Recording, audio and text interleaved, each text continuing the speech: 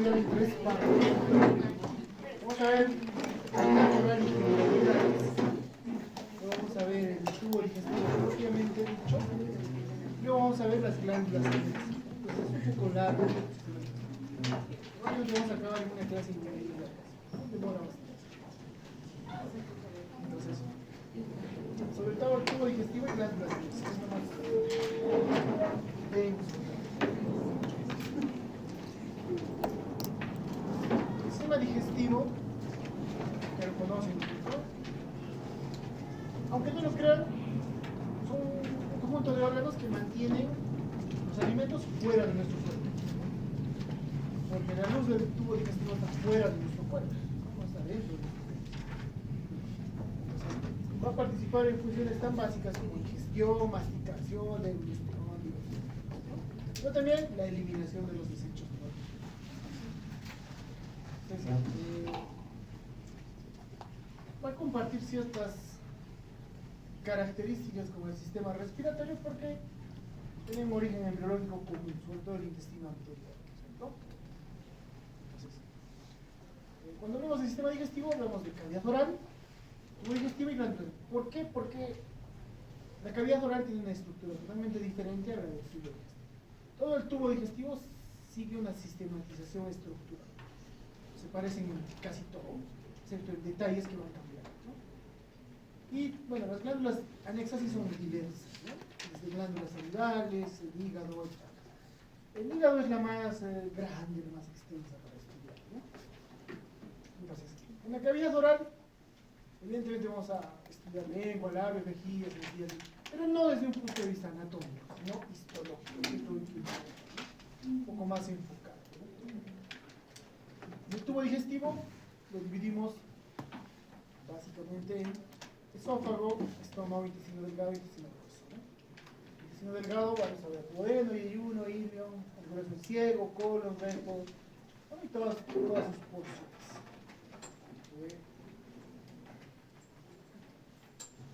Y luego las glándulas anexas, ¿no? Desde las glándulas salivares menores, las glándulas salivares mayores, el páncreas exocrino, el hígado, la vesícula biliar. Como pueden ver, es amplio lo que vamos a hacer, ¿no? Entonces, vamos a tratar de hacer las partes que nos interesan, ¿no? Entonces, en el caso de la cavidad oral, nosotros no vamos a estudiar mucho lo que es la musculatura, esa parte, ¿no? La estructura ósea, las formaciones, porque eso lo ven en anatomía. Lo que sí nos interesa es la parte funcional, ¿no? La mucosa bucal. En la cavidad oral, lo mismo que en la cavidad digestiva, va a haber una mucosa, un revestimiento epitelial. Pero que en caso de la mucosa oral va a haber tres tipos de mucosa oral. Tres tipos de mucosa oral. Dependiendo de la función que vayan a cumplir. Una de ellas va a ser la mucosa masticatoria, la de revestimiento y la mucosa especializada, ¿no? Entonces, la mucosa masticatoria va a estar ubicada en zonas donde haya excesiva fricción debido a la masticación, ¿no? ¿Dónde se va a ubicar? Encías, la superficie dorsal de la lengua y el paladar duro, es decir, el paladar anterior, ¿cierto? Normalmente debajo del epitelio siempre va a haber tejido conectivo. Lámina propia. El epitelio de la mucosa masticatoria es un epitelio estratificado plano que puede tener estrato córneo o puede ser paraqueratinoso, cualquiera de los dos, ¿ya? Y tejido conectivo denso y regular, ¿no?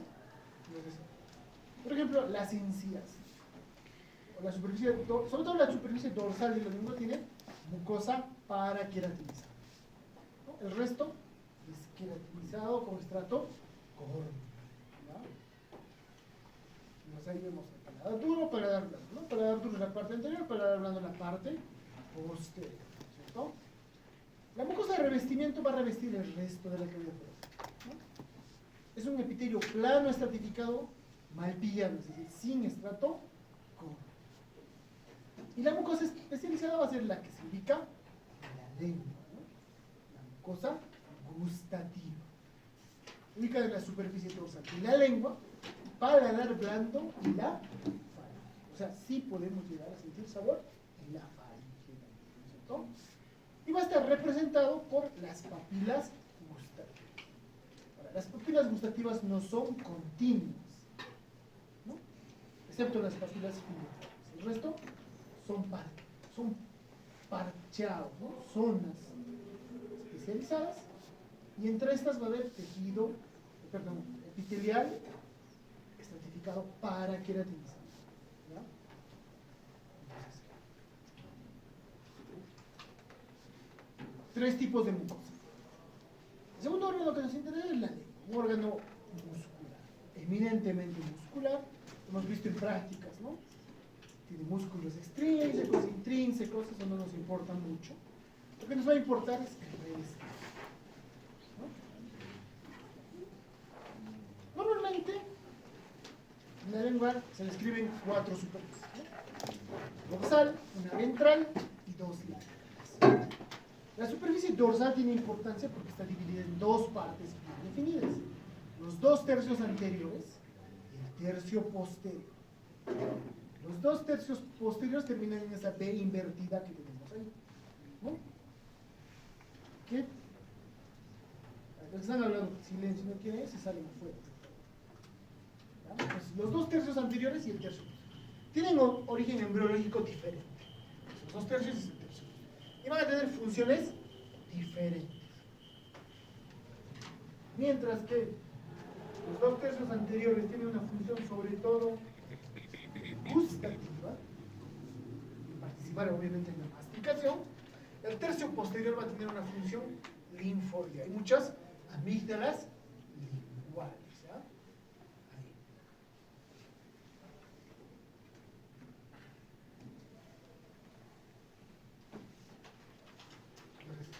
Aquí va a haber un orificio, o una zona que se va a llamar el foramen seco.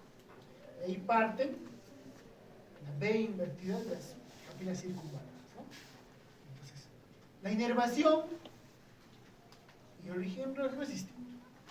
El tercio posterior va a tener una inervación totalmente diferente a los 2 tercios anteriores, porque tienen un origen embriológico diferente, ¿no? Entonces, el tercio posterior, amígdalas linguales, tejido linfóide. ¿Alguna vez habrán amanecido con la parte posterior de la lengua dolorida? ¿Por qué es eso? Porque a veces se te inflaman las amígdalas, esas, ¿no? Partes de la amígdala de Bardet, ¿no? ¿Y qué las divide? El surco terminal, ¿no? Entonces, tenemos músculo, tejido conectivo y el epitelio. Entonces, habíamos dicho que dentro del epitelio lingual va a haber las papilas linguales, el tejido epitelial especializado, ¿no? En realidad son 4 tipos de papilas: filiformes, fungiformes, foliadas y las caliciformes. En general se dividen en 2 grandes grupos: las que tienen corpúsculos gustativos y las que no tienen corpúsculos gustativos. Las que no tienen corpúsculos gustativos son las papilas filiformes. Sin embargo, son las más abundantes. Son las que le dan ese aspecto aterciopelado a la lengua. Las otras 3 tienen corpúsculos gustativos: las fungiformes, circunvaladas y foliadas. Las fungiformes tienen forma de hongo, ¿no? Pues vamos a ver. Van a tener de 5 a 10 corpúsculos gustativos por cada papila. Las circunvaladas están en la parte posterior, ¿no? Son las 8 o 14 que forman la B invertida, ¿no? Y las foliadas, sobre todo, van a abundar en la zona lateral de la lengua, muy predominantemente en los niños pequeños que tienen eso. Eso vamos a ver. Entonces, las filiformes, las más abundantes. ¿Cuál es su función? Mecánica, ¿no? Básicamente mecánica. No tienen. Su epitelio es plano, estratificado con estrato. ¿Dónde lo ubicamos? Sobre todo en la superficie dorsal y anterior de la lengua, ¿no? Por eso se ve medio, cuando tocas la lengua, tiene un aspecto áspero, ¿no es cierto? Luego vienen las fungiformes. Como su nombre dice, tienen forma de hongo, ¿no es cierto? Y son se ven como puntos rojos en la lengua, ¿no? Macroscópicamente, como puntos rojos. Epitelio plano estratificado sin estrato. Ubicamos en la superficie dorsal y sobre todo en la punta de la lengua. Y las foliadas se suelen ver como surcos en la lengua, ¿no? Surcos verticales. Normalmente en la base de esos surcos va a desembocar unas glándulas salivales que se llaman las glándulas salivales de von Effen. Epitelio plano estratificado no queratinizado, ¿no? Donde en la parte posterolateral de la lengua. Y finalmente las caliciformes, que tienen forma de copa o cáliz, se van a ubicar en la veina, las 8 o 12 papilas, ¿no? Igual en su base van a desembocar las glándulas de von Effen. ¿Dónde están? Delante del surco terminal. Estas son las filiformes, ¿no? Como pueden ver, es un epitelio paraqueratinizado en este caso, ¿no? Entonces tiene función mecánica. Estas son las fungiformes, que normalmente están rodeadas por un surco, ¿no? Alrededor. En este surco desembocan numerosas glándulas que están en el tejido conectivo que producen una secreción serosa. Se llaman las glándulas de von Effen, ¿no? En las circunvaladas igual, vean, están circunscritas por un surco y ahí desembocan las glándulas de von Effen, ¿no? En las foliadas y las papilas, los botones gustativos van a estar en sus superficies, ¿no?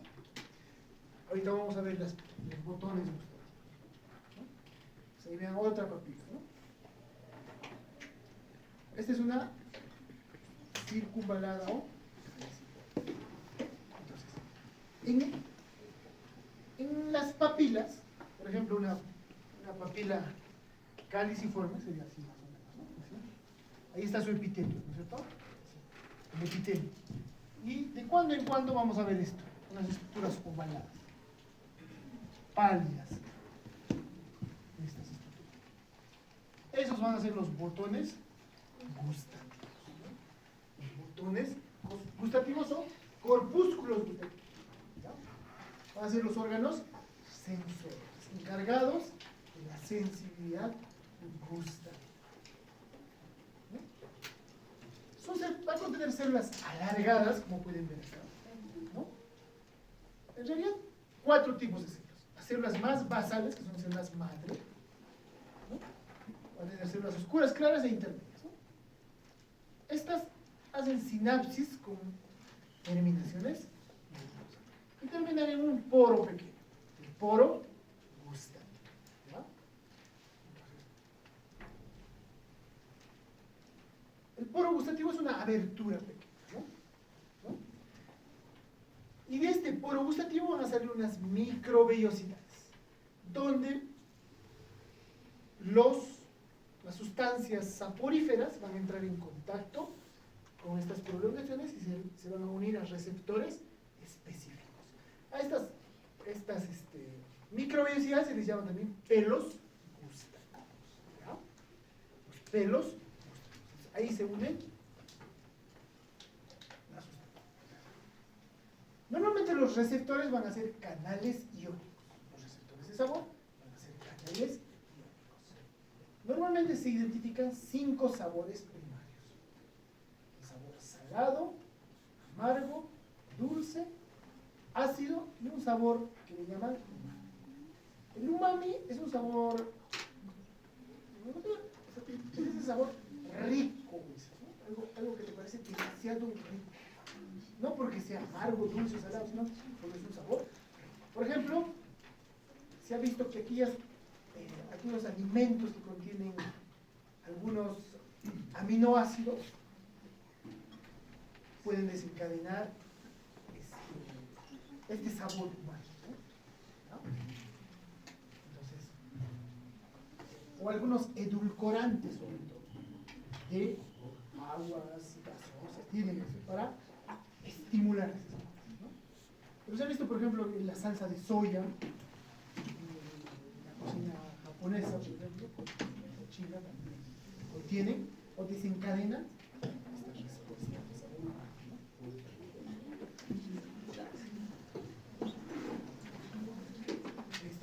el cuero. ¿Cómo funcionan los sabores? Los sabores los vamos a dividir en 3 canales iónicos. El sabor amargo, dulce y umami van a tener un mismo